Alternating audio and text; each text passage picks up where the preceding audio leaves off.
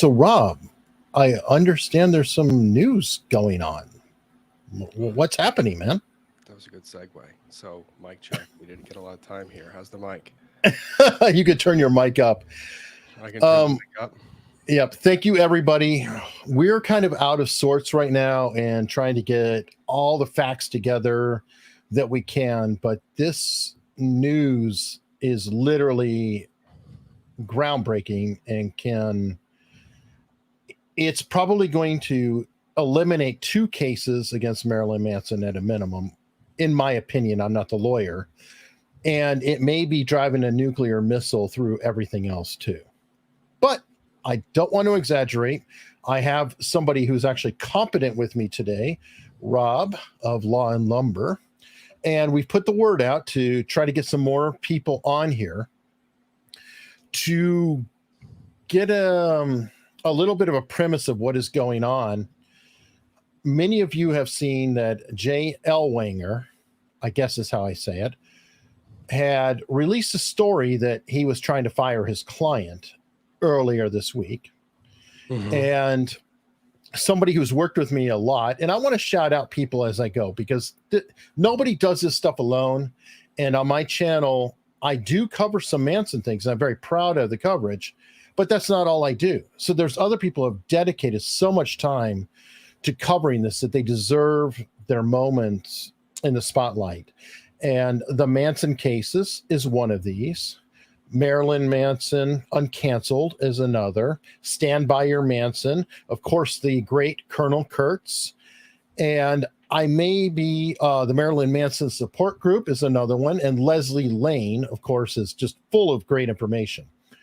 So if I've missed anyone, it's not intentional. It's me just scrambling at the last minute with a couple beers. So please forgive me. I didn't expect to do a show tonight, but I want to share that. Anyway, you're scrambling at the last minute. You mean you're scrambling at the? We got off your stream and you texted me, "Oh my gosh, this just hit!" And I think the text I sent back to you was like, "Holy F-bomb!" And it was immediately followed by a phone call going, "You can't sit on this until tomorrow." And I was like, "Eric, I know you work, but no, you have to make a live stream." Yes, exactly. And by the way, Rob is co-host here. So I gave him like the keys to everything so he can like bump me off. He can bring things up. I mean, this is going to be fun here. I'm going to try. Let me try. Oh, it's my channel now. Now it's Eric's channel. Now it's my channel. Now it's Eric's channel. He's got the power. He has the power.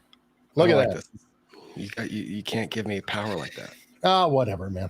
It's late in the evening, and I have the appropriately named beverage, Raging Bitch IPA. Mm-hmm. Thank you very much. And going back to the story, Lisa of the Manson cases has been immensely helpful. I've done a couple of videos with her, and she had mentioned that Ashley Morgan Smithline had unblocked her. And I thought, oh, okay, it'd be interesting. And so I followed Ashley Morgan Smithline. Back up. This happens in trials too. Sure. You just started from curse of knowledge is what they call it. Yeah, exactly. You just started from like the 4th step in the equation. Ashley Morgan Smithline is one of several individuals who have sued Marilyn Manson alleging certain abusive conduct. Yes, she also shares the same lawyer as Esme Bianco, and Ashley Morgan Smithline has appeared in People magazine as well as on The View, so she would be considered a high-profile accuser. Correct. Okay. JMM Barkovich said, Eric, call in drunk tomorrow. Probably a bad idea. Anyway, Lisa, the Manson cases mentioned that Ashley had unblocked her. I thought, well, you know what? I didn't even think about it. Let me try following her on Instagram and find out what's going on, because we have covered Ashley, specifically with Rob and Spidey a couple weeks back, and we've covered her again. And surprisingly, she did contact me through DMs. Now, I will say she's not a fan. Does not like me very much. She's exactly. Yes. Yes, we're working on You're winning hearts and minds, Eric. Hearts and minds. Because honestly, this I feel like Ashley Morgan Smithline. I feel like this is not a railroad, but she's been there's used mm-hmm. very badly. In my opinion, she has been used. She got into something. And this is why I do want to share this. I'm not going to go into a private conversation because I don't believe in sharing DMs. I know some people are cool with that. I don't believe in doing it. I will just say in general, she's not a fan. I was very critical of her, and others were, not personally, but of what was said. And I think that she got caught up in something. She can use the help. And I'm hoping that things are going well for her. And, we're here. We're open for her to reach out any way, shape, or form. Ashley, if you're in the chat, say hello. I mean, honestly, we do want to hear from you. And understand that. Don't scare her off, because you can listen to. Oh yeah, that's fine, obviously. Anyway, any of us or many of us, I have gotten into things in my life that are not cool. And I totally understand it. But Ashley, apparently, since Jay Elwanger has left the case or tried to leave the case, either way, has contacted Howard King and the lawyers for Marilyn Manson. Eric, and you're so excited. You're so excited. This is not me cutting Eric off, everyone. He's really excited, and he's 5 steps ahead. The case gets filed. Depositions are underway. There's discovery ongoing in the case. Jay Elwanger represents Ashley Morgan Smithline. Benjamin King represents Marilyn Manson. Those are the two parties that are Howard King. Sorry, represents Benjamin. I was thinking Benjamin Chu, just the Bens and the Howard. No worries. Either way, King acted like a king in his filing today. He did. So depositions are being scheduled, and they wanted to depose Ashley Morgan Smithline, and they send out this notice of deposition. Well, Jay Elwanger, Ashley Morgan Smithline's attorney, or as of today, or so we thought, engages in correspondence back and forth with Mr. King, and basically says, my client can't do this because she's got mental health treatment that she's got to go to do. There's document production, and Jay Elwanger sends back a response and says, these are all the documents that I have in my possession. These are 100% responsive. And he's corresponding and doing litigation. He's engaging in litigation on Miss Smithline's behalf. Well, this week was an interesting development. And Eric, if you want to interject anywhere here, I'm just trying to. No, I was thinking you're right, and maybe we should add the video to show who Jay is and who Ashley is. That's a really good point. Some context to the video that I'm about to pull up on the screen. A couple of weeks ago, has it really been weeks? It's been weeks, yeah. We covered this video, yeah. Time is a thing. A couple of weeks ago, Eric not so kindly sandbagged me and Spidey on his channel and had us review an interview that he had never shown us. And it was an interview with Ashley Morgan Smithline and her attorney. And this is her attorney right here. That's Mr. Jay Elwanger. And right here is Miss Smithline. And as you can see, there on the left is the handsome gentleman down at the bottom, Mr. Hunley. Spidey, who is always under the other two. Yep, giving one of his famous faces. And me, who looks like a Jack A who's about to say something, because I am. Because during this interview, we found the interview funny because Ashley Morgan Smithline is talking and her attorney just sits there and does nothing. And let me see if I can play just this little clip here. Please. Action or look on his face at all. Like your client is sitting there. I don't know. Your client is sitting there saying these things. And when I've had clients that say these things, I don't care how stoic you are as an attorney. You have to mirror your client. You have to be able to kind of at least give some credence to what your client is saying. Nod. Look over there. Turn your body towards her. Do something other than look straight forward and look like you're waiting for a freaking paycheck. I'm just not happy with how this lawyer is acting in this particular interview. Oh my. And yeah, actually, I hadn't pre-listened to that before I pulled that up, and I'm going to stand by my observations 1,000,000% at this point in time, because Mr. Ellwanger apparently had been fired shortly after this interview. This was April 2022. And Mr. Ellwanger goes out and continues to engage in litigation on his client's behalf, continues to schedule and continue depositions, responds to discovery on his client's behalf. And then a conflict arose where the deposition that was scheduled to take place needed to be continued. And Mr. Ellwanger came out, said, due to a misunderstanding with my client, I have to withdraw. Mr. King comes back and says, you can withdraw, but we're going for the depo. And Mr. Ellwanger says, no, files a motion to continue the deposition. Again, a motion on behalf of his client, and simultaneously asks to withdraw, saying his client has violated some term of their agreement with one another. And not only did that, because it was everywhere in the news. So I'm going to guess that he or somebody else helped the press get a hold of that, because the headlines were all about what a terrible client she was, essentially. I forgot the exact term, but it was like impossible to work with, or, whatever. It was kind of disparaging comments about his client. And this is why I have you here as an attorney. Now, if he was fired in April and he's representing his client, quote unquote, wouldn't he have a responsibility in April to tell the court, oh, by the way, I was fired by the client? Let me clarify something to the chat, because this is something that gets confused, and this is kind of important. When I'm an attorney and I've noted an appearance in the case, there are certain circumstances where I have to continue representing that client, even when they're doing things that are contrary to me, or they're arguing with me or fighting with me.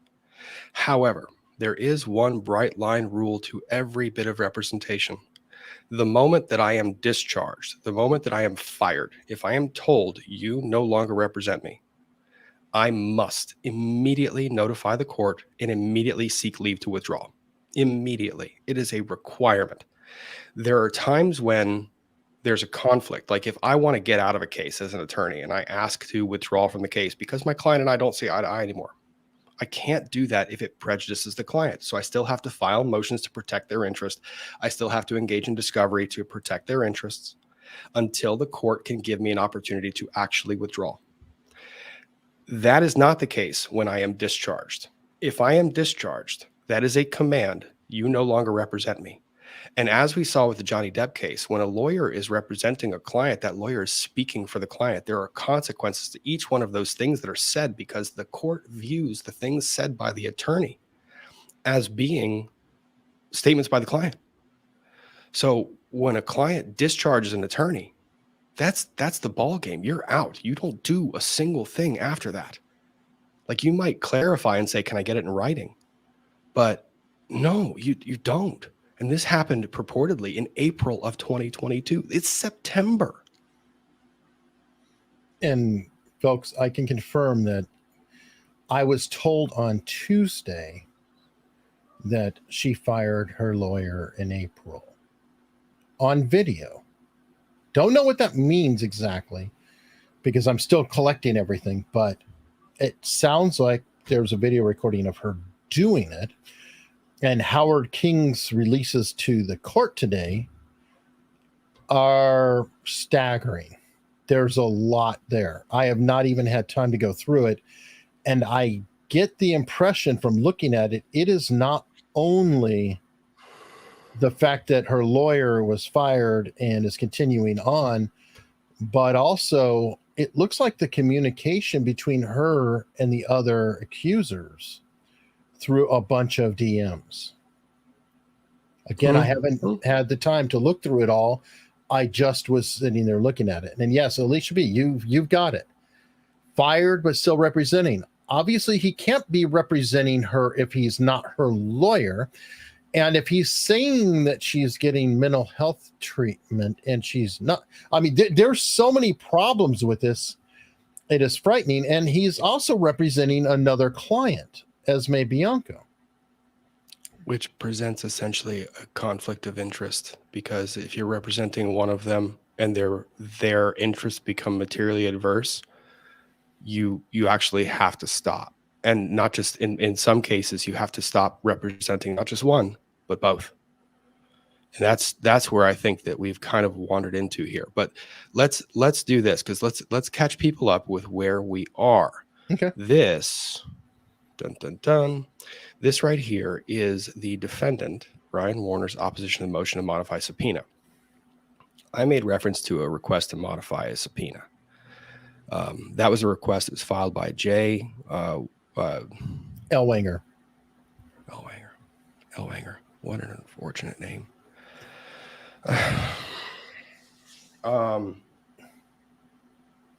Yeah, okay, we'll get right into it.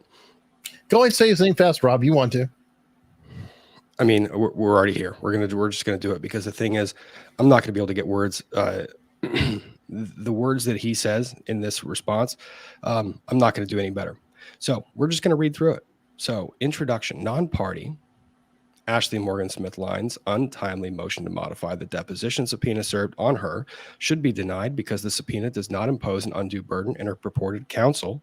Do you like that? He throws in purported counsel that filed the motion, Jay Ellwanger. He can throw some shade.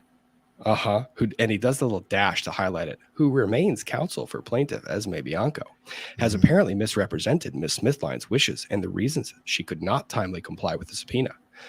Right off the bat, sentence number 1, here comes the heat, fastball, see if you can hit it. And I'm pretty sure Jay Ellwanger ain't going to hit it.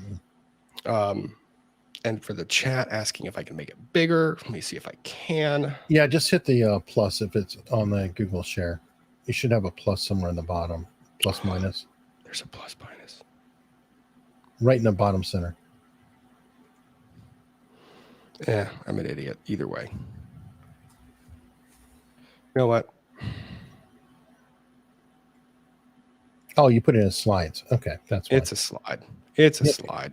Is this the declaration from him? Hold on. This is his response. No, that's a Howard King. Which document is it? I can pull it up here. Oh, here it is. I got it. Good. I'll pull it up. Good. You do that, because we're going to make it bigger so people can see, because it's too good to read. And we're going to keep reading it because I just like the language he uses. I mean, yeah, King is not a lightweight from what I've seen. No. So we left off. Oh, where did we leave off? Oh, that's right. Where he apparently misrepresented Ms. Smithline's wishes and the reasons she could not timely comply. Just to bring us back to where we left off. Far from having any merit, the motion is a clear attempt by Mr. Ellwanger to buy, emphasis added, himself, time in light of the serious ethical questions arising from his, quote, withdrawal from representing Ms. Smithline and his continued representation of plaintiff Bianco in this action, in which Ms. Smithline is a key witness. Ms. Smithline's deposition was originally scheduled with a mutual agreement of counsel for August 17th, 2022, with the witness appearing. That's almost 2 weeks ago. That was, yes. And the witness was supposed to appear by Zoom from England. But in the afternoon of August 16th, not August 17th, August 16th, Mr. Ellwanger urgently requested that defendants agree to postpone it because he said Ms. Smithline could not attend and was on a plane to Los Angeles to receive emergency psychiatric treatment.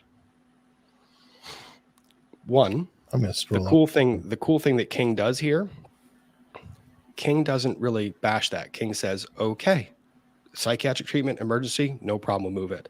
Relying on Mr. Ellwanger's representation, as we should be able to do, defendants agree to continue the deposition to a mutually agreed date of August 30th, contingent on Mr. Ellwanger's promise and agreement to provide a complete production of documents requested in the subpoena by the end of the day on August 16th, which documents he said were already in his possession and ready for production, and to later provide a written note from Ms. Smithline's treating professional that she was unable to appear on August 17th.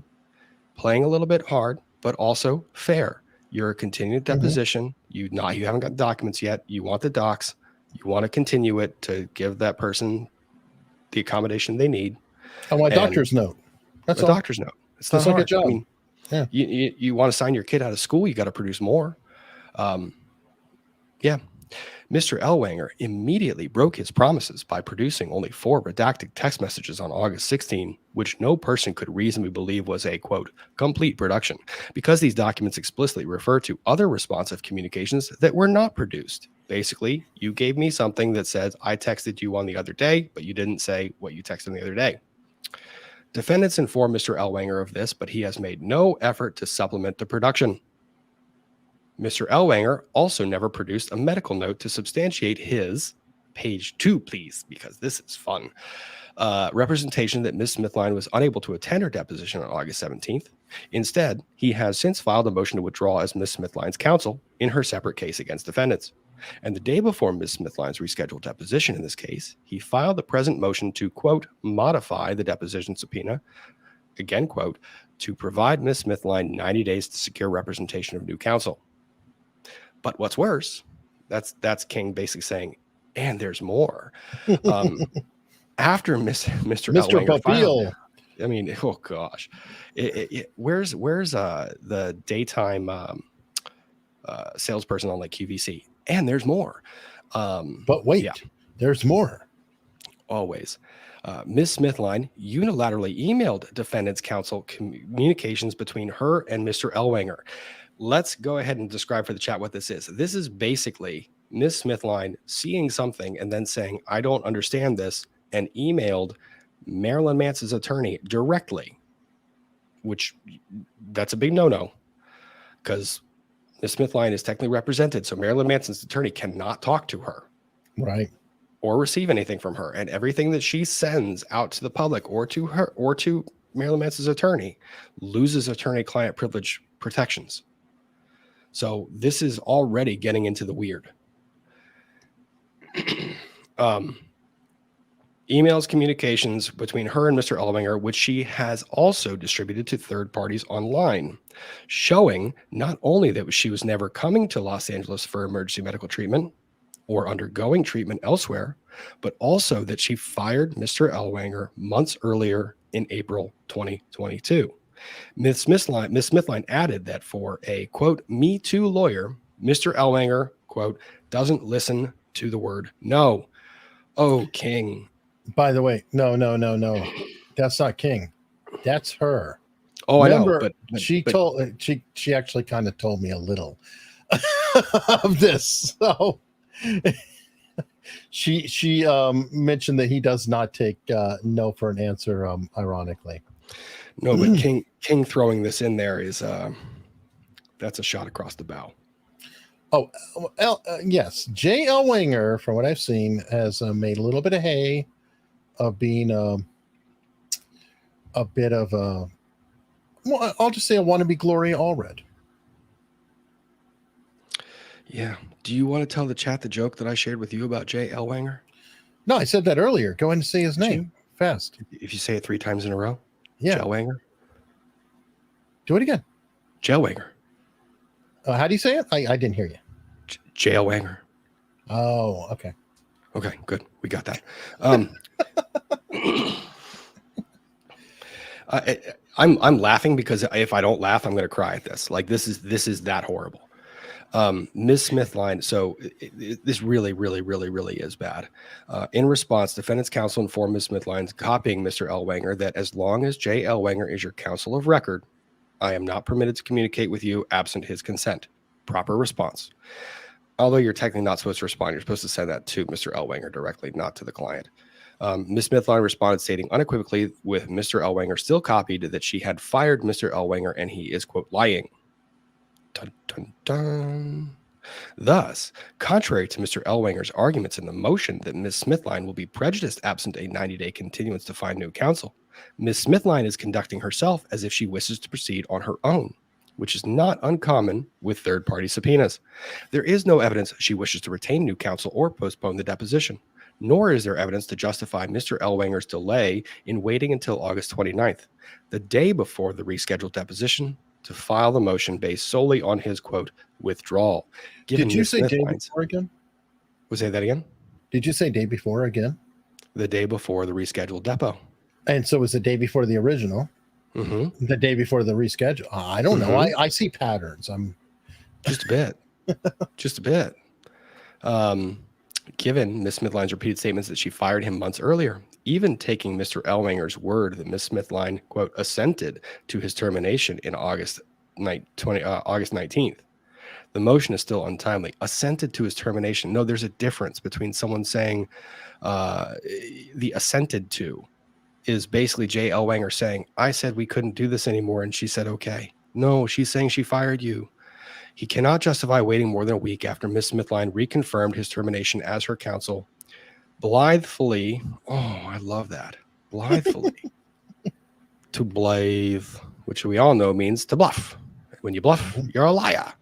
Blithely ignoring the, oh gosh, that thing fits so perfectly. Blithely ignoring the extensive preparation defendant's counsel had to undertake and many requests from Mr. Ellwanger to confirm whether Ms. Smithline was appearing for the rescheduled deposition. The motion should be denied, and Ms. Smithline's deposition should be ordered to proceed forthwith. Holy smokes. For those of you in the chat who don't know what that is a bomb blowing up in this case. Yeah, I think it's blowing up Bianca's case too. It presents an inherent conflict. You have the chief witness that is going to be deposed by Marilyn Manson, who is going to say things that are arguably contrary to your own client's interests. And you represented her. Not only that, you arguably, based on this motion, you arguably went well outside of your ethical duties. And you just, I don't even say. This is Avenatti stuff here. I don't know what to say. Like I saw those emails. And you sent them to me earlier this week. Emails were shocking. Like how everything was being treated. And I think I recounted one of the emails where J. Ellwanger was saying to opposing counsel, basically said, due to a misunderstanding with my client that I cannot repeat for attorney-client privileges, for reason of attorney-client privileges, I have to withdraw. What that means in attorney speak is my client said something that is not true. I cannot correct it because correcting it means that I violate attorney-client privilege. So I have to walk out. That's what I first viewed that as. But now it's the attorney who is not being truthful. Oh my potentially. Gosh. And by the way, in that same email exchange, I can't remember the exact quote, but remember, who was it?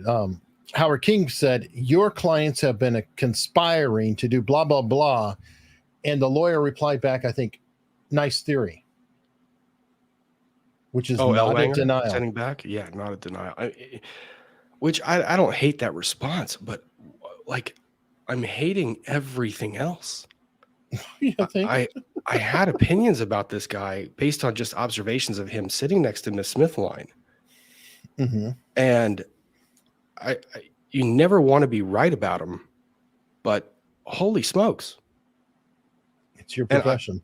I keep using the word holy smokes because there's a lot of profanities that I even with like a late night stream, I don't want to get into because what the yeah.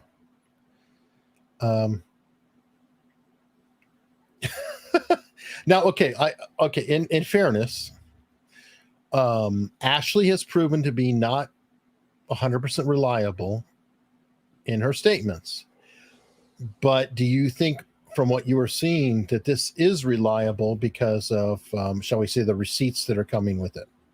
I go to the receipts because the thing is, you read the factual summary and you understand that a factual summary is going to include the attorney's best argument of their interpretation of the facts.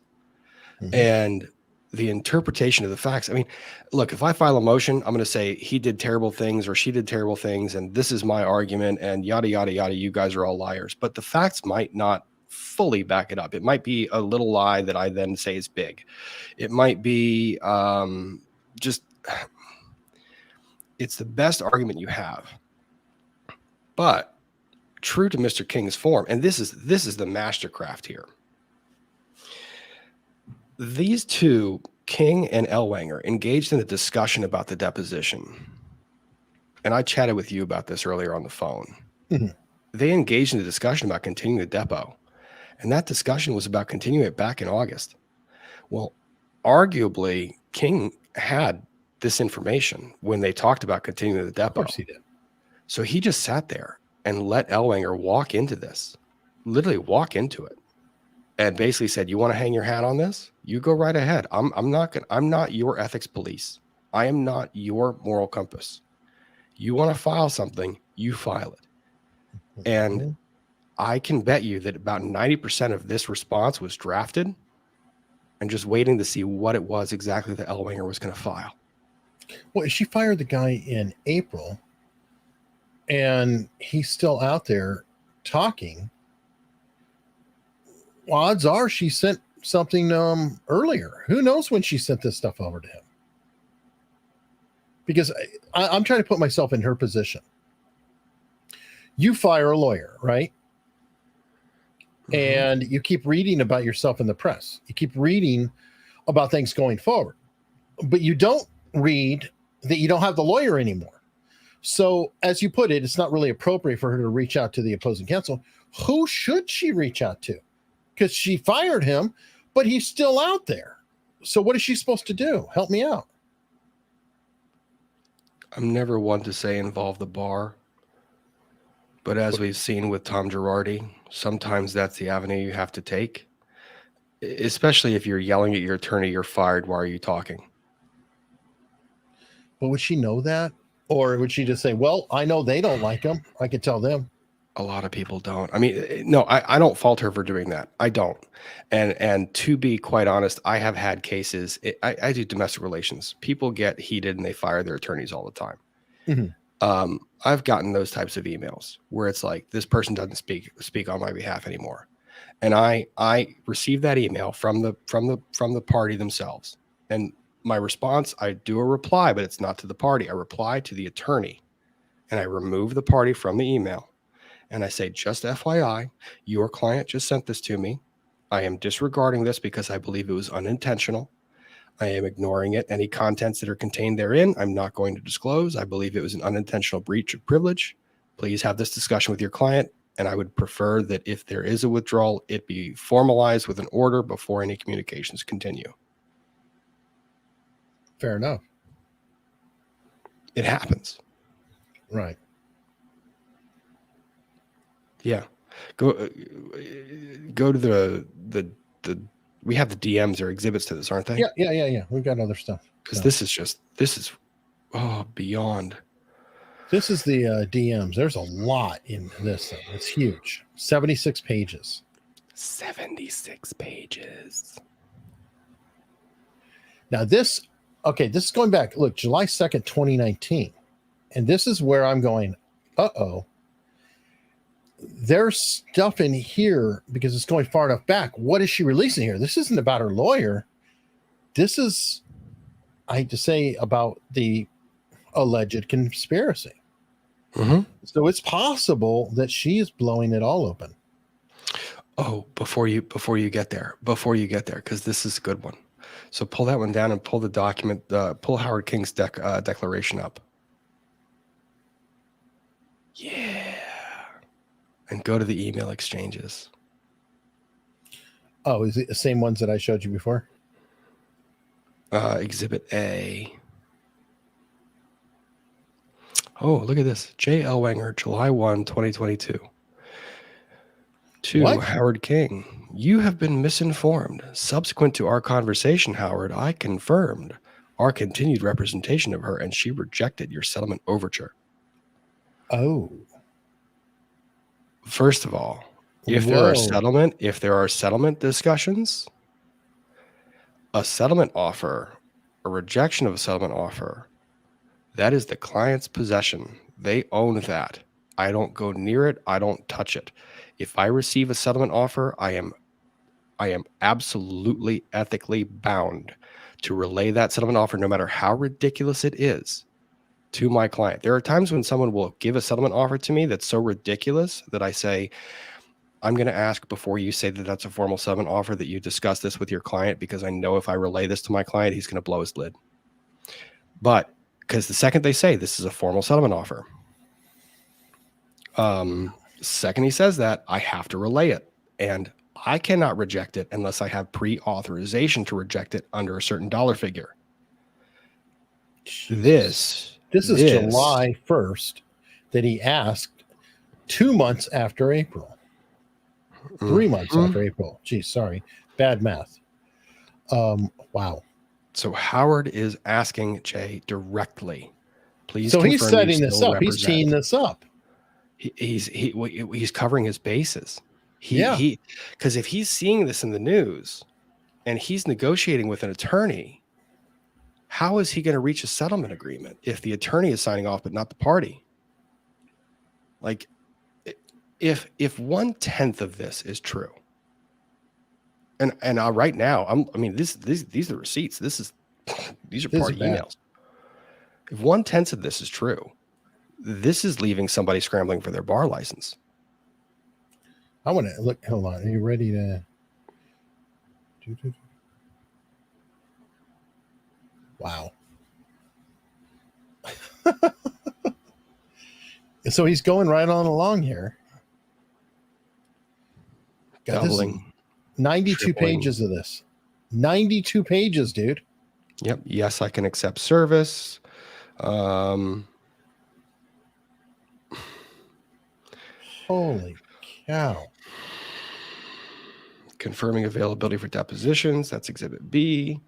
Exhibit C is the confirmation of the stenographer for the depositions. Exhibit D, you've got different filings that are being done by the parties in this moment. Notices for the depositions. Okay, we have confirmed her availability and the notice. So this is going to John, which is another attorney, I guess. John Snow. John Snow. I know. That's perfect, right? So much theater. Page 27, please. Okay. I see illegal vices. Where are you? Yeah, me too, buddy. It was a good run while he had it. At least I'm now really not liking this guy. August 16th, 2022. Pursuant to our conversation, Ms. Smithline will not be able to attend the deposition you have subpoenaed for tomorrow due to medical reasons. We appreciate your agreement to not require that we file a motion for protection to excuse her attendance. We have placed a tentative hold for 2 weeks from today on August 30th to conduct the deposition if she is medically able to do so at that point. How are you getting her medical information if she's fired you? Good question. Oh gosh. This is just it just keeps getting the worse. Like, if you're an attorney, not to say you love filing these things, but it's like you watch an attorney practicing shadily and you're just going, oh, this is going to be bad for you, and you're walking into it. Wow. Okay, that's August 10th. So you want another section now? Go to page 31.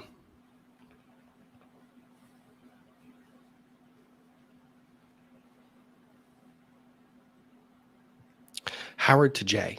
Jay, this confirms our conversation regarding the deposition of your other client, Ashley Lindsay Morgan Smithline, duly set for tomorrow. Basically, you're subpoenaed based on your representation that she is unable to testify tomorrow due to emergency psychiatric issues. And on your agreements set forth below, we have rescheduled the deposition for August 30th at a time to be determined based on the witness's location. You have promised to provide us before August 30th with a written report from her treating professional confirming that Ms. Smithline was medically unable to appear tomorrow and setting forth any further purported restrictions, including the basis therefor, that might affect her ability to sit for a deposition on August 30th. You have also promised to complete a full document production today in response to both the Smithline subpoena in the Bianco case and the document production request to Bianco. You have taken Lindsay Usage's deposition off calendar. You will bear any court reporter videographer costs incurred due to the cancellation. This email is rather standard in but it's smart because this is Howard King saying, okay, I played ball. Mm-hmm. I delayed it. I don't see any argument or anything else. Just, okay, here we go. We'll reschedule this date. So really, really clever. Yep. I think on his part. Michael Luneberg, please tell me this is far and away exception to the rule for legal representation. We are not just off the reservation, we are off the planet. Let me see, where's the next one? Because he just keeps lining them up and nailing them down. I mean, I just don't even, I don't even. You have to admire Howard King's style. I do. Page 37, please. Oh, this is so much fun. Not fun. This is terrible. I'm not making light of someone's circumstances. This is fun because I don't like this attorney, and Howard King did all the right things in keeping everything and keeping his receipts and attaching it to this. J. Ellwanger to Howard King. Actually, you know what? Scroll to the bottom so we can see the beginning of this exchange. Okay, get the thread. Cool. Yeah, we got the thread. So you can see where he leaves off. Yep. Now you can go up from there. That's the confirmation. Howard King following up. Jay, I don't believe we received the promised full Smithline document production in response to the subpoena. Following up again. Jay, will you be producing the promised Smithline documents today? They were due yesterday. On a different front, you represented that Ms. Smithline could not appear yesterday as she had traveled to Los Angeles for emergency psychiatric treatment. Unverified sources have informed us that Ms. Smithline remains in London. I realize the limitations on information you might be getting from your client, but are you certain she is in Los Angeles? Basically, we are getting information. This is your opportunity to make the hurt a little bit less than what it will be. Please just be legit. And you can see, I love this because it's great. I have a feeling that his unverified source is possibly this person. I do too. Or this person is posting actively on social media that they are in a different country. Yeah, because it would have a stamp. I mean, if she did, and a lot of them would just geostamp it. Totally. Go to the next email. It gets better. Okay. Howard, Bianco, plus privilege log were responsive to the subpoena. Sorry if it wasn't made clear in the production email. That was basically the 5 documents they produced. I have no information that your unverified sources are correct. Oh, God, this is the line. This is what you wanted. You do not know on which continent your client currently exists. I mean, at this point in time, what time is that email? So you've got, look, 5 minutes. This is like a parent talking to a child here. 5 minutes later, he sends this back, and then Jay just takes the dagger, and then he's already got it hovering over his chest, and he plunges it deep inside of the chest cavity. I already told you that she's in Los Angeles, as I am, for about 10 more minutes. If you have information to the contrary, then share it. Your quote unverified source is Instagram. Then you might not be totally familiar with how that app works. Oh my God. So he's not only is he caught out, he's doubling down and being snippy. Oh my God. This has got to be frameable for Howard King. Okay, well, what's next, boss? Hang on here. That's the I mean, as if this isn't enough. I mean, good God. Let me see what the next one is. There's the 10 more minutes comment again. Hey, while we're looking around, folks, consider subscribing to this channel because I do have more coming your way. Oh, yeah, please do. Eric gave me this, and we had a dialogue beforehand. It was like, how do we need to get this out tonight? And Eric works full-time. This is not a full-time job for him. And I was like, can you scrap together some time this evening? Because this is going to hit papers tomorrow. And he was like, okay, yeah. Okay, page 47. And then go to the bottom of that thread, which I think goes to, you're going to want to be on the bottom of the thread begins on page 49. Okay. And I'm going to step away for a second. I'll let you read in a dramatic voice. Oh, in a dramatic voice. Oh, please my. do.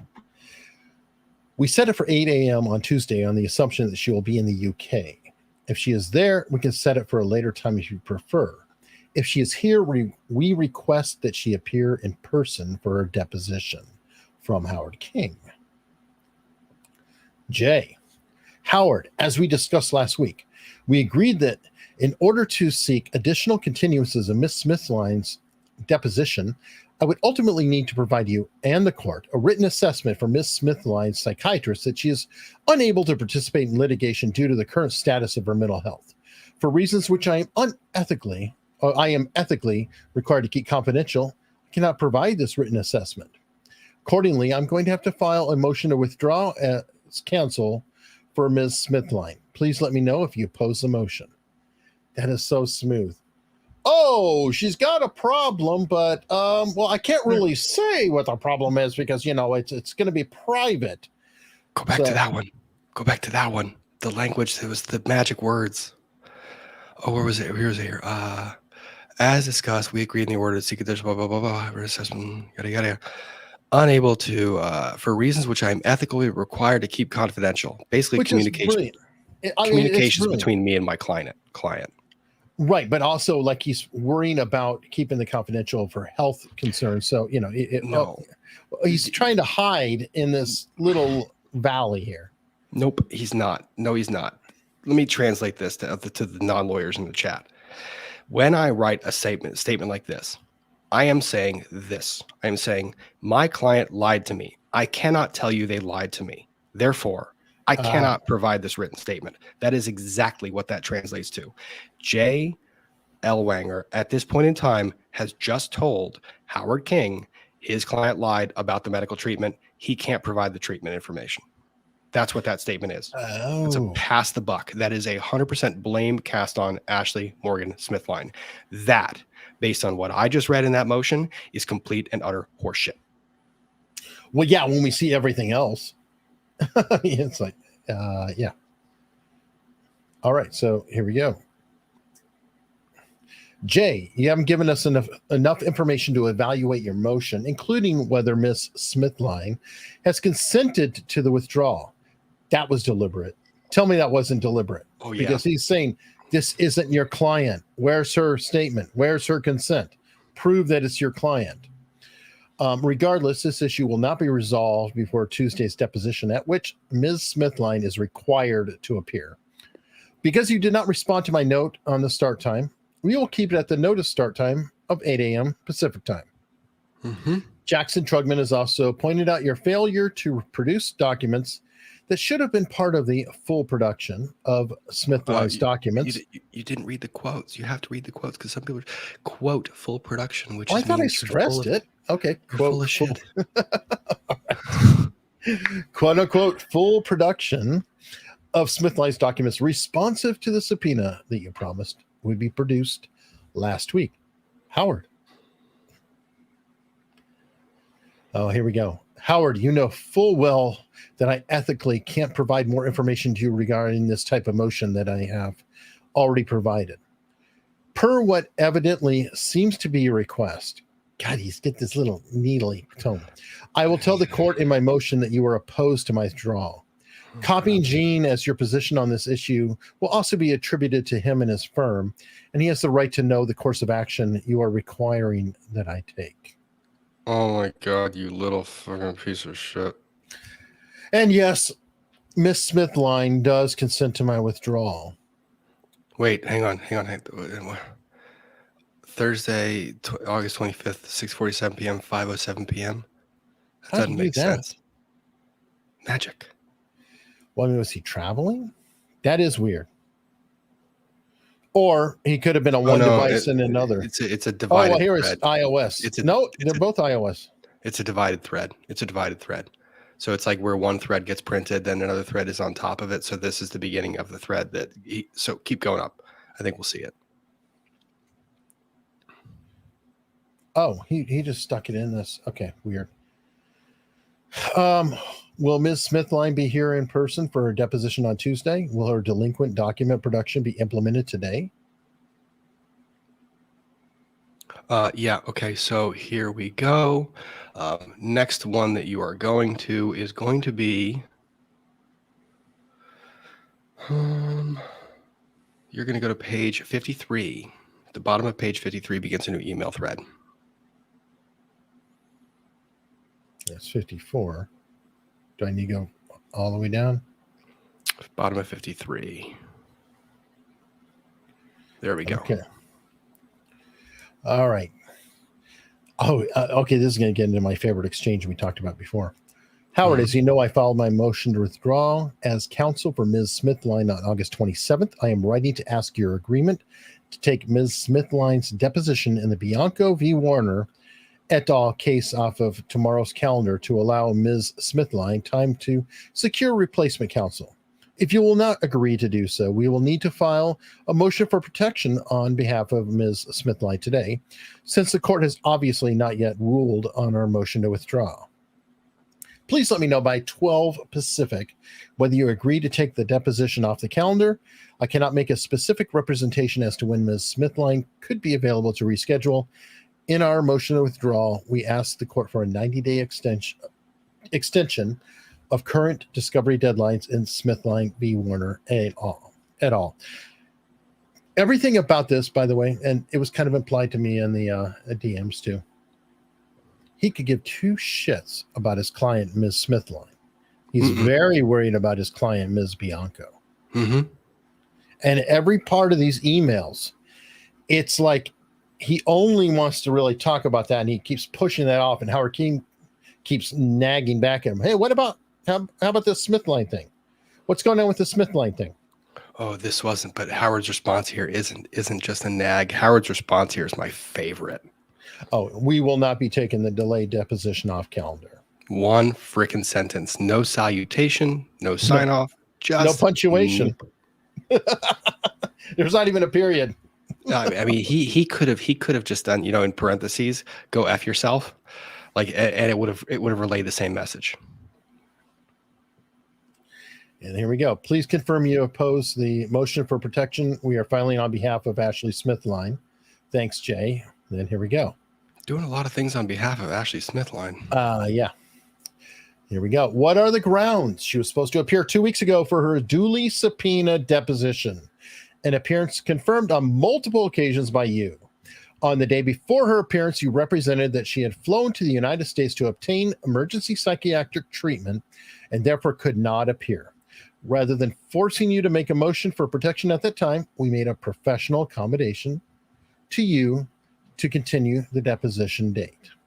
You promised to nonetheless immediately complete a full document production representing that you had already had the responsive documents in your possession. Apparently, the representation was not accurate as the promised production was not made.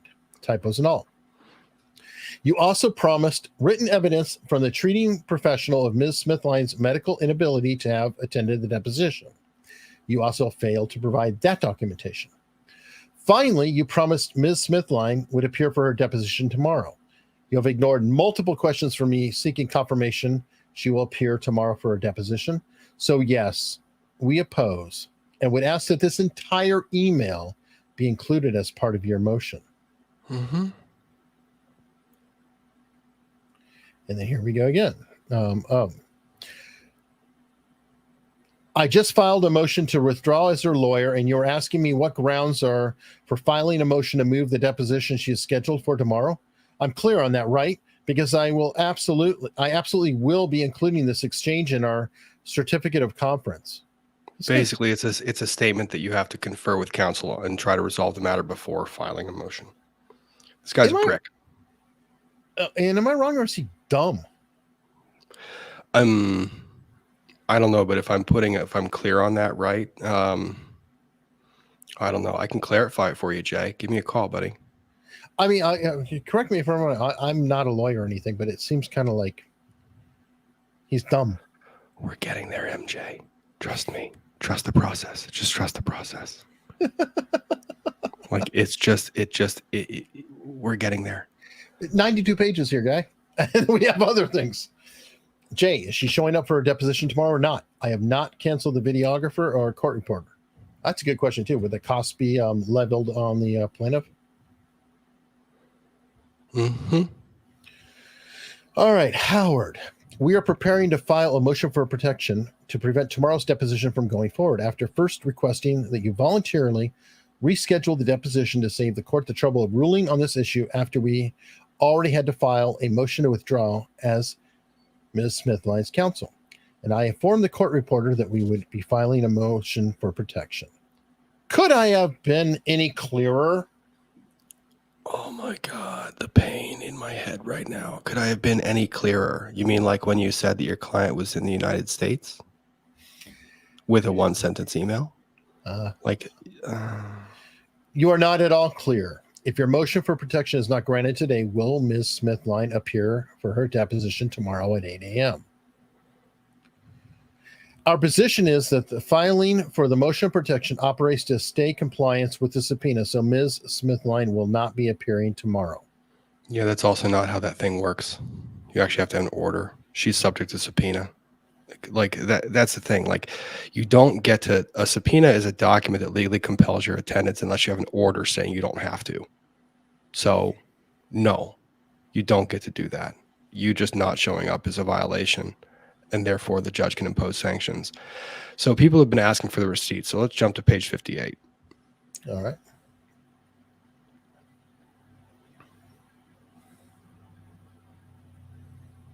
Oh, here we go. You guys, trust Howard King, man. I don't know why you doubted him. I had not had an opinion on the attorneys in this. But you're getting one now. Oh my God.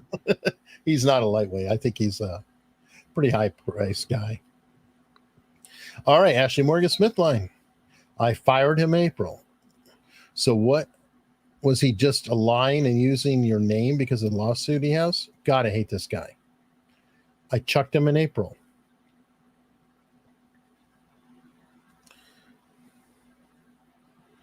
Let's see if I can get this zoomed in here. Ashley, it's not that simple. You have a federal court lawsuit pending. I'm not sure who is writing these text messages, but it doesn't sound like you. We need to speak on the phone. It may not sound like me because I put up with all this for too long. Please put in writing why it's not that simple.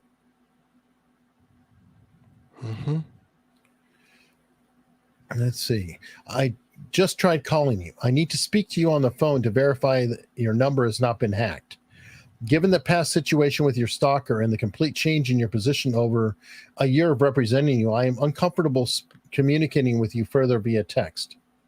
Yeah. Please explain in writing why it's not that simple. Just to address this comment in the chat before it goes too far astray. Gonna have to rewatch Alita. This sounds completely opposite. Yes, but Alita, I actually texted Alita before we did this because she's unavailable at the moment. Alita hasn't seen this yet. This is new. This got released today. Alita was commenting on the email exchange that we all commented on that basically said that it looked like Jay Ellwanger was calling his client out for not being truthful. We are now discovering that that might not be the case. So this is all new developing stuff. Here's another, Rob, from Leslie Lane. Oh, there's more. We still have more. We have more receipts. We're getting there. No, I know, but I'm just saying Leslie Lane, I believe, is talking to her directly. Oh, I know. Yeah. Currently. Yeah. Thank you, Leslie, very much for that update. I really do appreciate it. I am watching you in the chat too.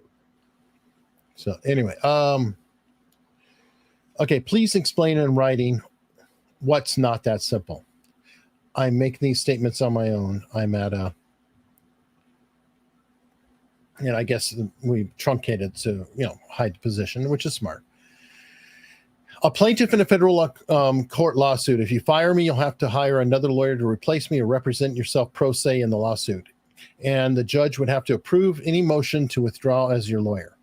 I don't care about the media in your case. You wanted me to find a producer and director to do a documentary movie about you, so I did. They emailed me today, by the way. The CNN piece is off because they're shutting down CNN Plus. And you went to People Magazine before you ever hired me. So if you don't ever want to speak to the media again, I'm fine with that. I don't care about that.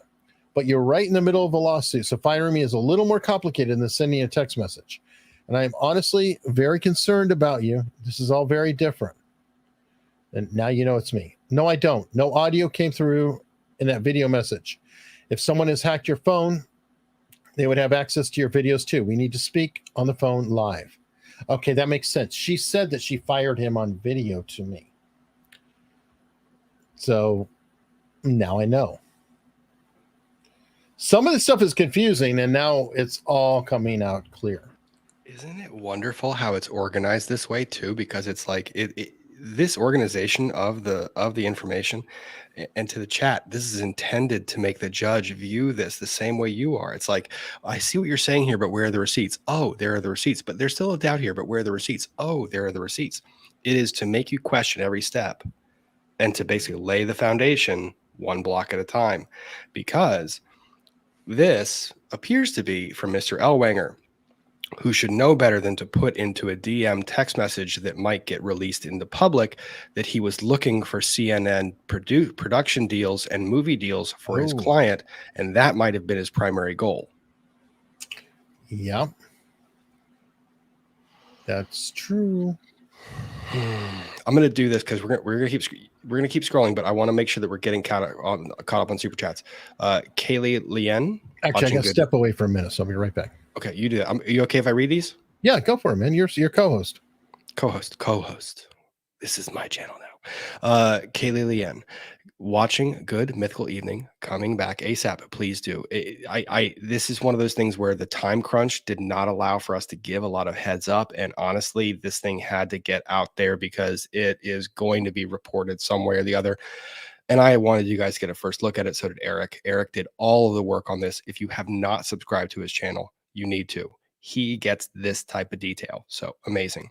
Robin Green Day, dynamic duo. I think so too. I like the Simpsons emoji he has up right now. Amber Lindsay, thank you for that very generous super chat. Love your videos. Enjoying the Manson case. Never paid any attention to him, but curious about this case. Hopefully the curiosity is peaked at this point because this thing just went off the rails. Claude Simeon, how do so many cheats and liars succeed for so long? I hate it because I follow the rules. Well, those people that do follow the rules, keep receipts, are waiting for that moment to call that person out. I think this might be that moment. Peggy Reardon, thank you for the super chat. And the puppy dog that's on your avatar. Very handsome puppers. Beats Kill Bean. Rob, is this bad enough to make you miss Elaine?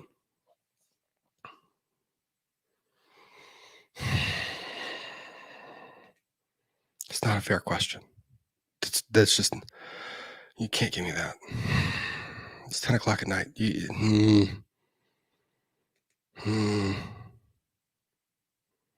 Close. Elaine played the boundary better. Elaine made me really frustrated at her. This guy is just too dumb. He jumped right over it. So, no, this guy is the whole kit and caboodle. Peggy Reardon, where can I find these documents? Thanks, I came in late and I'm way behind. These are all filed on Pacer. That little document designation that you see at the top of these pages as we scroll, that is the case number. Case 2:21-CV-03677-FLA-MAR. These are filed in the, I believe, Southern District of California. I believe so. If I'm wrong, check and please confirm, but they are available for public access on Pacer. So these are court filings. When we file these things in court, yes, I do get that these right now we're looking at them as if they are documented and proven. We don't know that yet. I get it. But when an attorney files something like this, they file it under penalty. Well, essentially they file it making a disclosure promise to the court that they have done a thorough investigation and can verify that their investigation says this is okay. But yes. And then Cherry and Max, thank you for that super sticker and the very handsome pupper that's looking up at us with the same confused, blurry-eyed face that I have looking at this attorney and wondering, why are you doing these stupid things? Well, that's a good question. People are pointing out, is this somebody making Elaine look better? You didn't hear my moral internal conflict. No. Elaine like danced that line of ethical and unethical, which is it's really hard for me. I hate that because it's tough to call them out because they never really jump into it. This guy's just too much of an idiot. He just jumped into it. Very true. All right, so what's next, boss? So we've got the DMs. The DMs are right back and forth. That's clearly, well, unless Jay wants to deny that he's sending these DMs, which appear to be from him, it surely looks like Oh, there's one. I'm looking to discharge you. Please let me know when it's done and what needs to happen. And look, when a client says that, you don't say those other things. You don't say those other things. And no, you don't have to represent to the judge who is going to be taking over your lawsuit. That is an actual lie to your client. You fucking asshole. I didn't even see that part. That's a lie to your client. You don't need to make that representation. That is lying to your client to keep them from firing you. Once they fire you, you're done. Get out. Oh, I see what's going on. This is her texting with somebody in Howard King's group. I agree to that person that responded to her.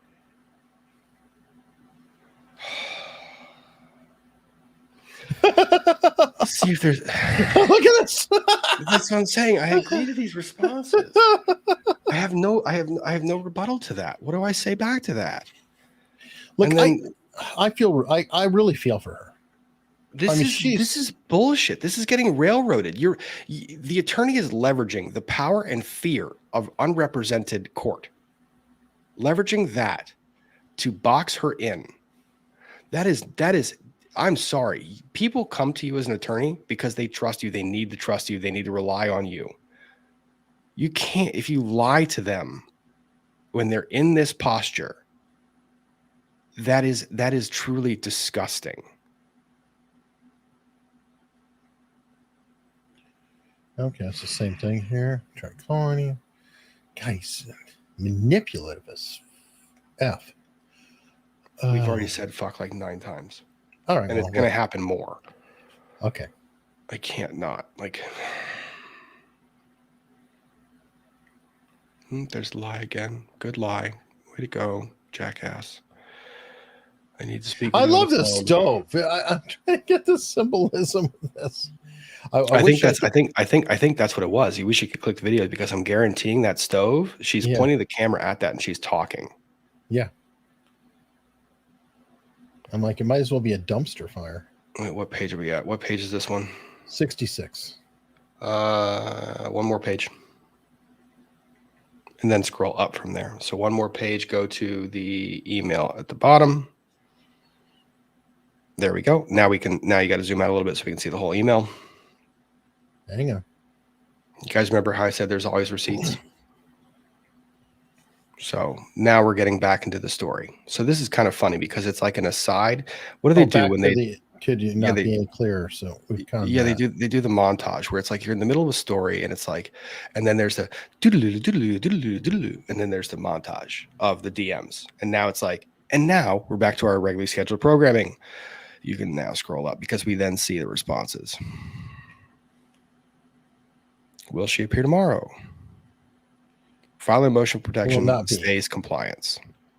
We have less than an hour to counsel. Okay, so that's new. He's given a timeline. From him. Hopefully the next hour. What the hell?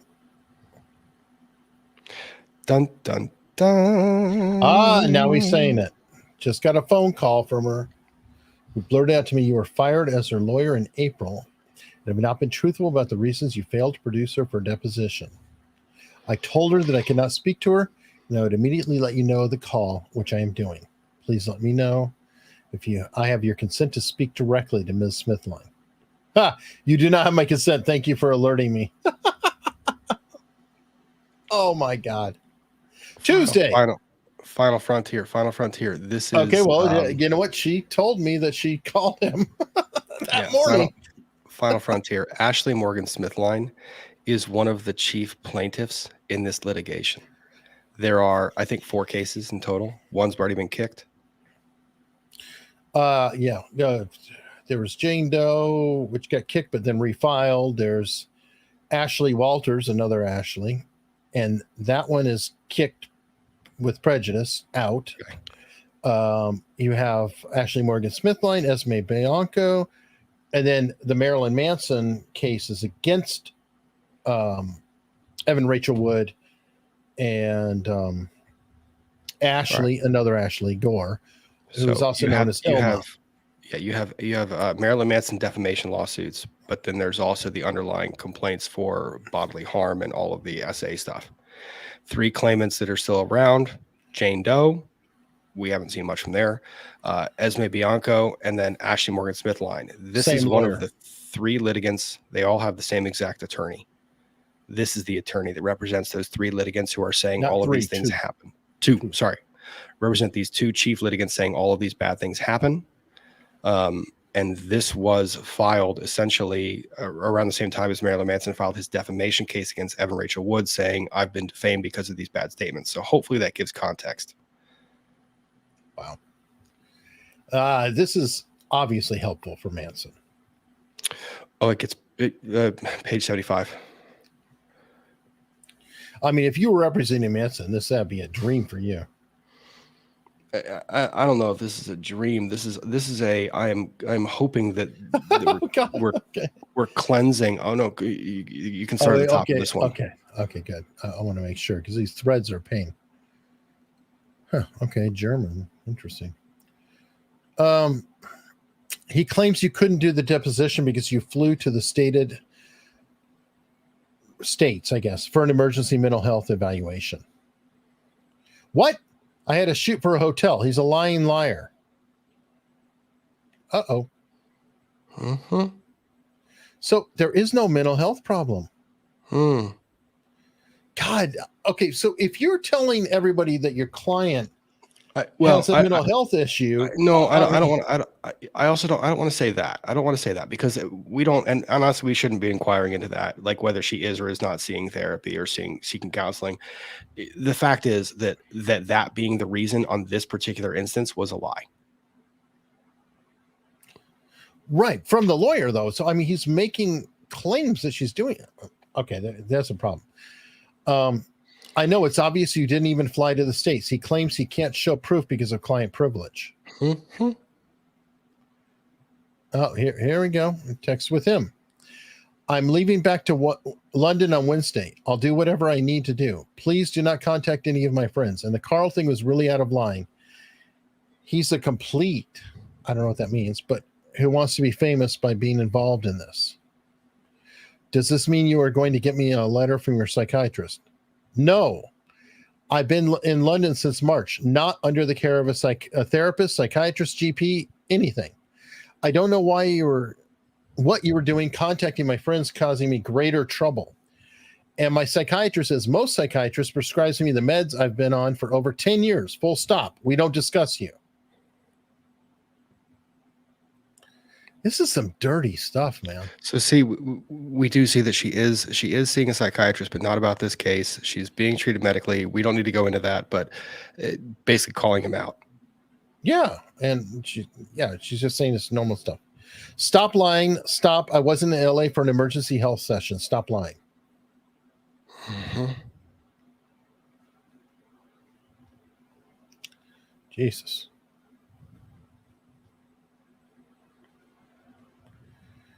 Oh, here we go. It's an email to her from Howard. She starts communication. This is the one he refers to. Okay. For a Me Too lawyer, man. Doesn't listen to the word no in it. It's a weird ism. I don't know what that is. Yeah, I don't know. I know you told me you were no longer represented by counsel, but as long as JL well endures your counsel record, I am not permitted to communicate with you absent his consent. Yeah. And then the email that you see below where she is responding to, that's where she sends the text message exchange. She screenshots the text message exchange and sends it to Manson's attorney. In the email. Okay, got it. So and to M Bar, she would be the worst client if she was lying about this stuff. I don't know. But what at the very least what you can see is that what is being relayed or conveyed by Mr. Ellwanger in these moments, like because this is almost simultaneous. At this point in time, if I'm an attorney, I'm not saying another word. I cannot say another word. I have to ask for an emergency motion for the judge to let me out of the case because I am. Okay, and it isn't it? Oh, okay. Thank you. No dancing palm trees. Palm trees do dance in the wind. Wow. And then she just forwards the text message exchange.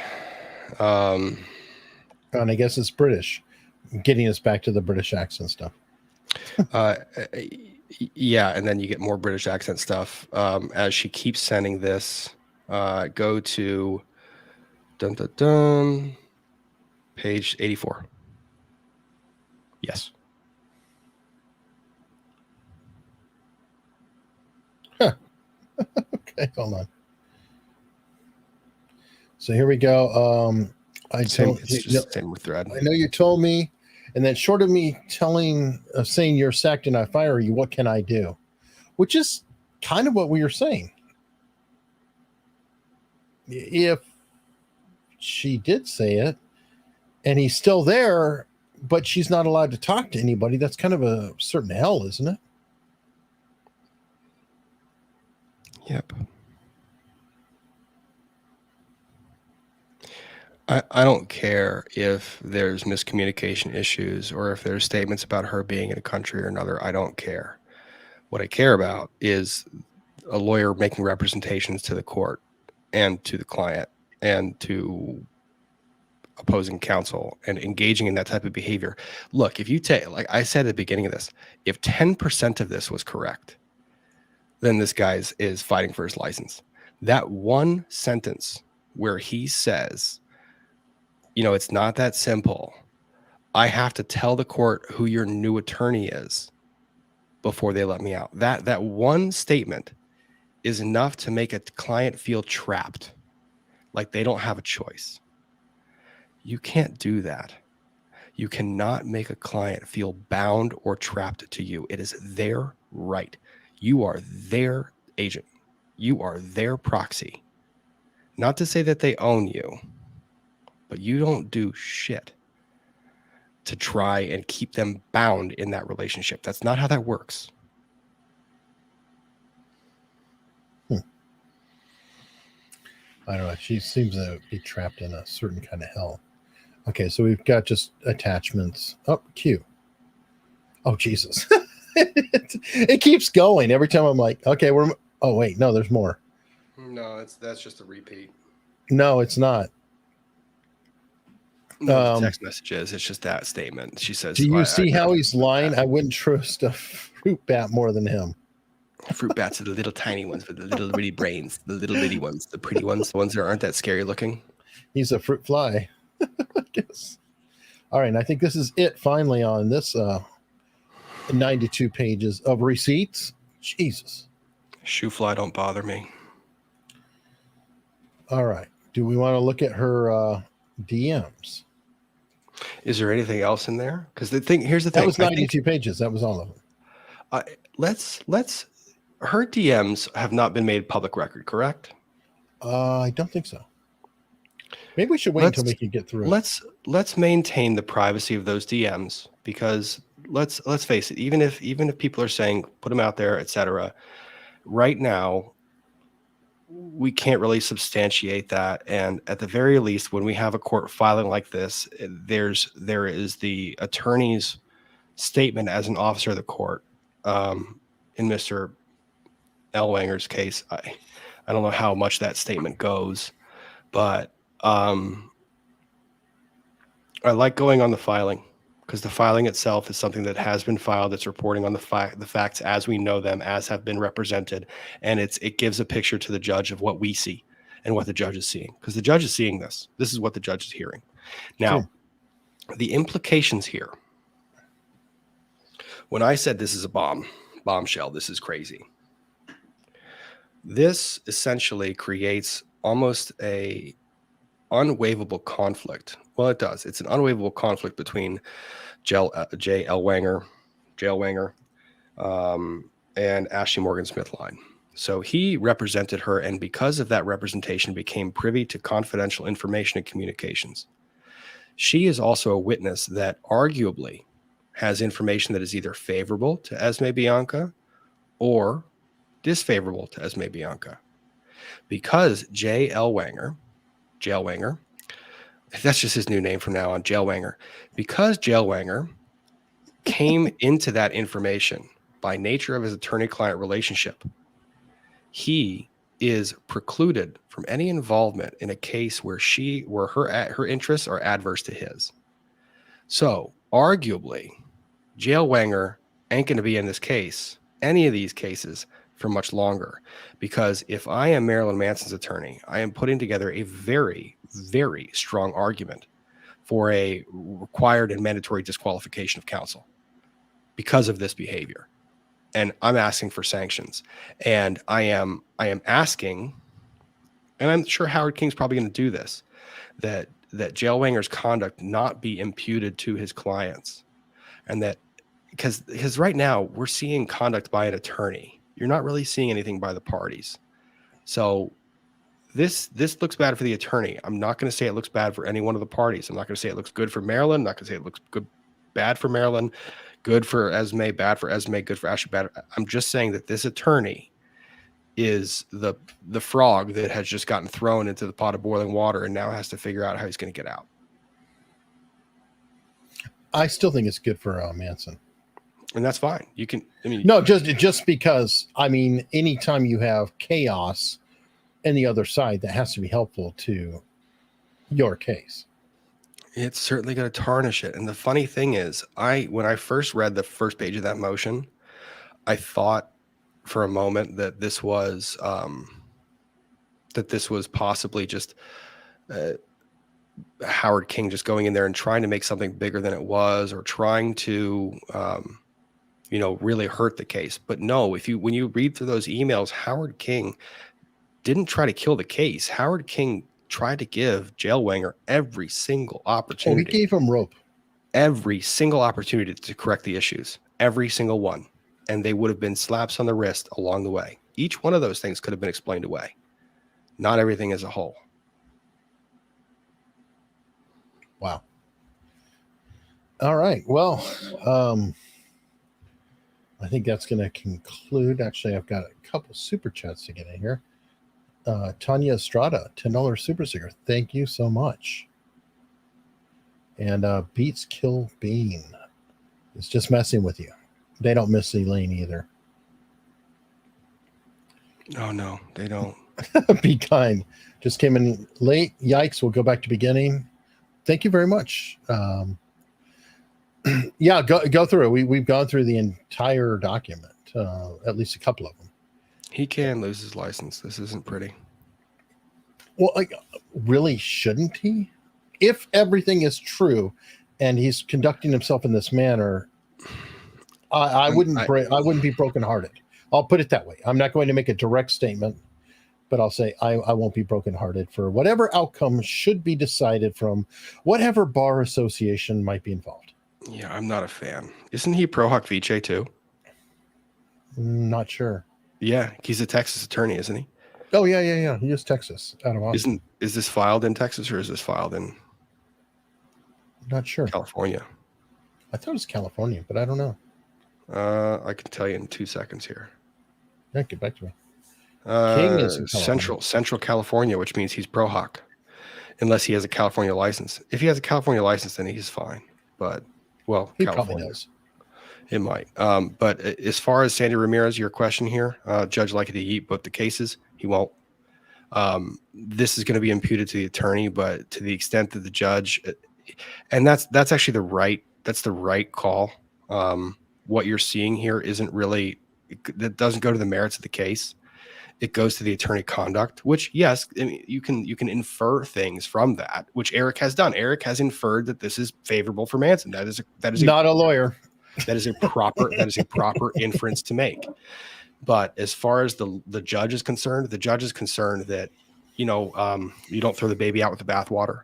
The bathwater needs changing. It doesn't mean the baby goes with it. So that's one way to look at it. And then I did want to address this one comment because I saw it coming up. Agree with some others. If she knew she had a deposition scheduled and if she fired L. Wenger in April, then why no attempt for new counsel? If she had tried to get new counsel, a conflict would occur. If she was not told of the deposition, or if you see the text message exchanges that are existing, you have a deposition, she doesn't know what any of that means. She doesn't know. She is a client. When she fires her attorney, and a lot of clients don't understand this. When an attorney, when you're fired, I file that motion withdrawal. And what happens is the second I file that motion withdrawal and the second judge lets me out, which should have happened in April, You're gone. Every one of those notices goes directly from Howard King to Ashley Smithline, in which case when Ashley Smithline emails Howard King can then respond and say, hey, Ashley, you are obligated to do A, B, C, D, E. Please do that. If you have a new attorney, give me their contact info. I'll get that stuff to them. That's how that's supposed to work. But if he never leaves, it can't be sent directly to her. So it's in a void, is what you're saying, right? Kind of. And you see the email exchanges. There's no indication that she's copied on any of those from what I'm guessing. Yeah, good point, Leslie. Yeah, she did. This is what I have to do. Which seems fair enough. I mean, it's a good question. Obviously a lot. Thank you, SD. I'm still new to the whole Manson situation and learning as I go, but fortunately I have Big Brain Rob with me. Oh, this is just one that you dropped on me and I was like, don't let it sit. This is crazy. He did. Honestly, we had conversations going back and forth. I was like, because by the way, folks, tomorrow on one of my other channels, Layback News, we're going to have a legal panel. I promise, or I'm fairly certain this will come up, and it will not only be with Rob, but Alita will be back, and we will also have Viva Fry and Nate the lawyer. I'll try to have good logic. So we're going to have multiple lawyers and me to talk about it, because I am the representative of the jury.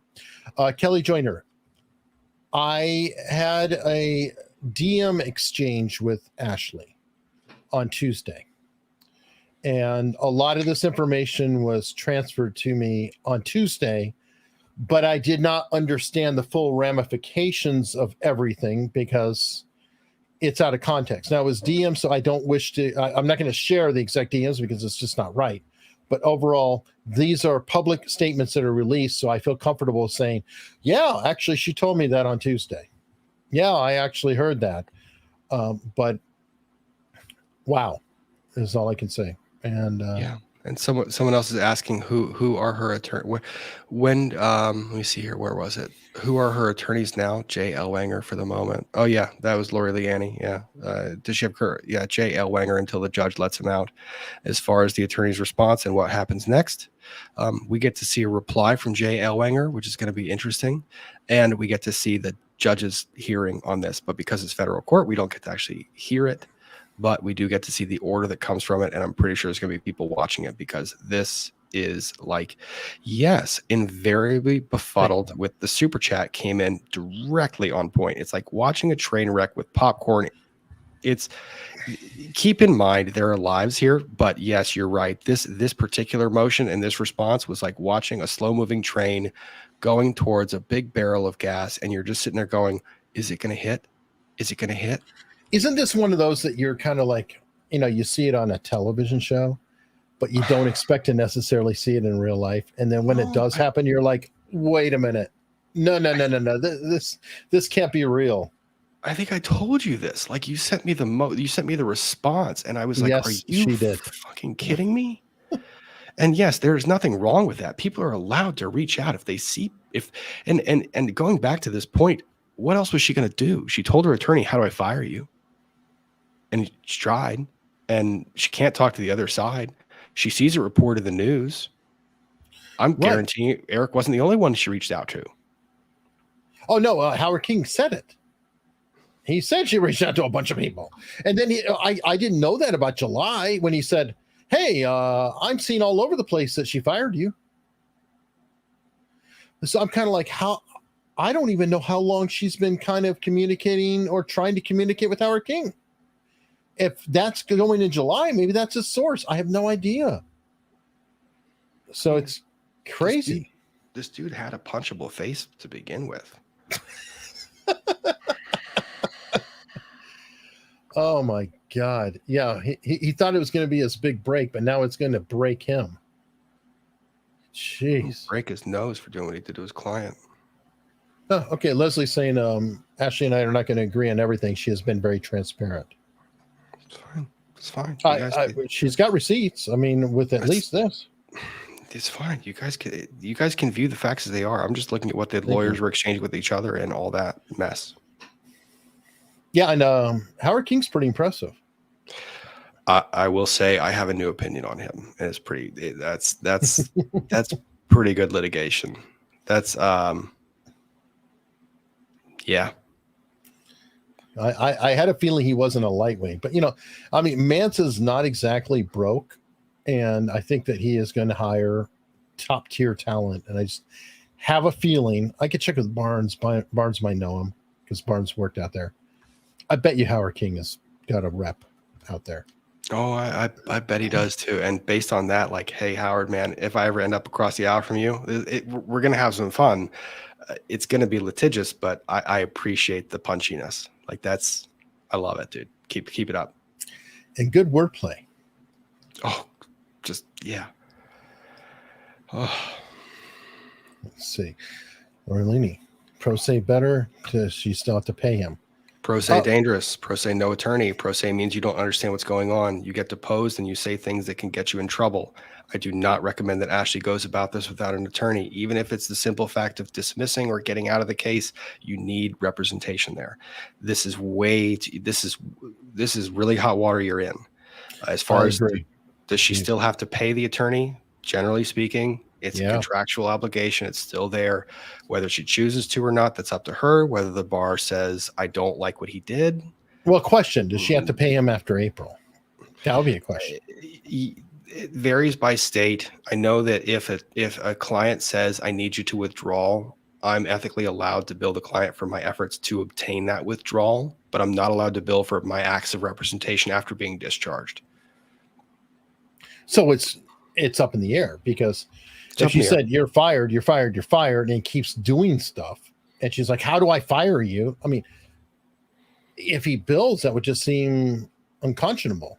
I mean, you bill a guy you're fired. You're not representing me. Mm-hmm. And Ashley, if you want to know how to fire him, go over to his office, say you're fired, give me my file. And if he says anything other than here's your file, call another attorney and they'll clear that shit right up. Good Lord. All right. Question. If the judge finds that JE has been misrepresenting his position since April, does that call into question what, if anything, has been filed by him regarding the case in this time? Yes, I would think so. I would think every filing after that point cannot be confirmed that it was from her because she was under the understanding that he was fired. I mean, the worst thing you can do is lose your credibility with the court because once that's gone, everything you say to the judge is subject to scrutiny and question. Sorry, judge, my car broke down. Sure. Everything. I promise you I looked for that email. Sure. You lie once to the court, they don't take that lightly. Right, but in her position, like, okay, you can technically be punished for not showing up for a subpoena, right? Mm-hmm. But can you be punished if, again, you're not involved? If there's somebody out there, the judge is the one that bestows the punishment. And if you're in front of the judge and the judge says, I'm going to bestow the punishment, is it on you or on your attorney? And I have seen in discovery disputes, where the attorney thought there was a valid basis of withholding the documents. The client didn't know better. And the judge hit the attorney for $10,000 in sanctions for wrongfully withholding the documents. Wow. This is crazy. But, yeah. All right. Well, folks, I did not know that I was going to be doing this stream tonight. I even thought, well, Spidey's not here, so we're going to do a Son of Sam stream. I do other stuff besides Manson, which is cool. And Rob was kind enough to join me. And then, well, the world said, oh, hell no. You're going to be talking about Marilyn Manson today. Mm-hmm. So we're here talking about it. And I think we're going to be talking about it more. She doesn't have another attorney as far as we know. I think she's in a limbo, a very real limbo, and reaching out to Howard King and them saying, I'm screwed, which is weird because they're the enemy in a lot of ways. So it's very, very odd. Legal vices. I am a fame whore lawyer. I don't want to go. I lied to my client. Now I have to lie and CYA and collect psych docs to back me up soon. Substance abuse problem and seeking treatment excuse to try to say yes. I mean, yeah. I don't mean to say that you're not far off, but you're not far off. You're not far off. I mean, he's not exactly. What's the guy's name in South Carolina? Murdoch. Yeah, that's, oh my God. Don't even suggest that. That case is too freaking crazy. I just said he's not. Yeah, no, he's not that. But legal vices, I can see that playing, and based on the representation of the statements, I can see that. Okay, Leslie, they communicated through text. He totally skated over her wanting to dismiss him. She'll ask for more info. Yeah, please, Leslie, you've been wonderful about sharing. Again, Leslie Lane, very, very deep in this. She actually lived with Marilyn Manson and Evan Rachel Wood for a while back in those times. So Leslie is very wired in, very knowledgeable, and has been an immense help. And I think this should be the last one from Turf Smurf. What's your other channel, Eric? Laid Back News. Because you can't take it too seriously. And on that note, folks, I hope to see you tomorrow. I'm going to be with Rob, Viva Fry, Nate the Lawyer, and Legal Bites for sure. Might have Ricada Law. We're talking. And who knows what might show up. So, everyone, thank you for your questions. And subscribe to this one. Seriously, please do. It's a good channel. There's a lot of cool stuff coming. And we broke this, and I'll be having some breakdowns about Corey Feldman. Mind-blowing stuff from that. And the other night, we actually had Corey Haim's mother in the chat discussing the situation with us as well. Mm-hmm. So there's a lot coming this way. America's Untold Stories is Eric's other channel as well. I'm going to plug that one because he likes that one. That's one of his favorites. I have a lot of channels. I need help. While we're at it, Nate and Eric, that's my last channel with Nate the Lawyer. So, folks, subscribe to everything. It's all in the description. Thank you very much. I deeply appreciate it. Have a wonderful